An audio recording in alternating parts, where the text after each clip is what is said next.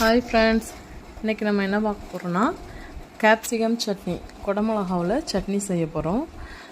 எப்போவுமே தேங்காய் சட்னி, தக்காளி சட்னி அந்த மாதிரி செஞ்சிகிட்ருக்காம கொஞ்சம் டிஃப்ரெண்ட்டாக, கொஞ்சம் ஹெல்த்தியாக இந்த வாட்டி கேப்சிகம் சட்னி பார்க்க போகிறோம்.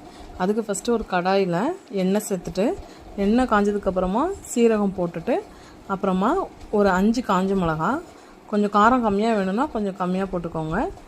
கருவேப்பிலை போட்டு, அடுத்து சின்ன வெங்காயமும் போடலாம், சின்ன வெங்காயம் இல்லாதவங்க பெரிய வெங்காயம் போட்டு வதக்குங்க.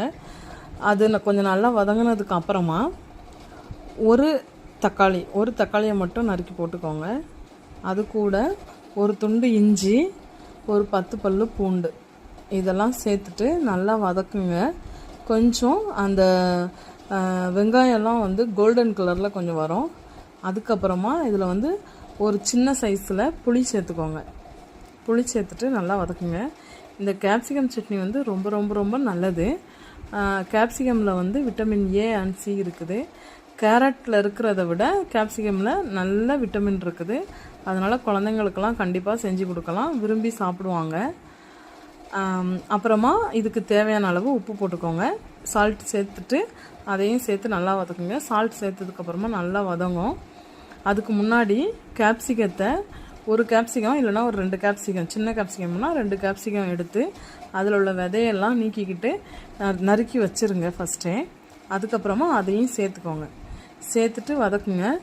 அந்த பச்சை வாடெல்லாம் போகும்ல, கொஞ்சம் அந்த க்ரீன் கலர் கொஞ்சம் மாறினதுக்கு அப்புறமா ஒரு சில் தேங்காவை சின்ன சின்னதாக நறுக்கி வச்சுக்கோங்க. சின்ன சின்னதாக நறுக்கி அதையும் சேர்த்து இது கூட சேர்த்துக்கோங்க. சேர்த்துட்டு மறுபடியும் நல்லா வதக்குங்க. கொஞ்சம் மீடியம் ஃப்ளேமில் ஃபஸ்ட்டு கொஞ்சம் நேரம் வச்சுட்டு அப்புறமா லோ ஃப்ளேமில் வச்சு வதக்குங்க. அந்த பச்சை எல்லாம் போனதுக்கு அப்புறமா லாஸ்ட்டாக ஒரு கைப்பிடிக்கு கொஞ்சம் கம்மியாக கொத்தமல்லி எல்லாம் சேர்த்துக்கோங்க. இதெல்லாம் சேர்த்து நல்லா வதக்கிக்கிட்டு லாஸ்ட்டாக கொஞ்சம் நேரம் ஆற வச்சுருங்க. நல்லா ஆறுனதுக்கு அப்புறமா மிக்சியில் போட்டு அரைக்கலாம். கொஞ்சம் சூடாகவே அரைச்சிடாதீங்க, கொஞ்சம் நல்லா ஆறட்டும், அப்போ தான் நல்லாயிருக்கும். நல்லா ஆறுனதுக்கு அப்புறமா சேர்த்து மிக்ஸி ஜாரில் போட்டு இதெல்லாம் சேர்த்து அரைச்சிக்கோங்க. வீட்டில் ஒரு 4-5 பேர் இருக்கீங்க அப்படின்னா இது கூட கொஞ்சம் பொட்டுக்கடலை சேர்த்துக்கலாம், ஏன்னா கொஞ்சம் குவான்டிட்டி அதிகமாக இருக்கும் அதுக்காக. இல்லை 2 பேர் 3 பேர் தான்னா இவ்வளோ இது போதும்.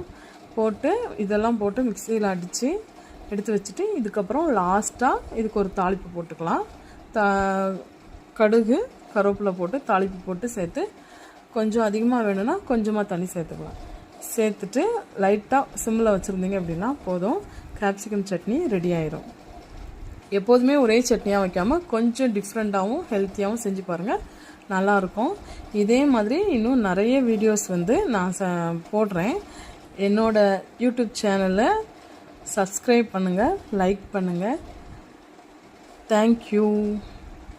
இந்த சட்னி நார்மல் தோசைக்கு, மல்டிகிரெயின் தோசைக்கெலாம் நல்லாயிருக்கும்.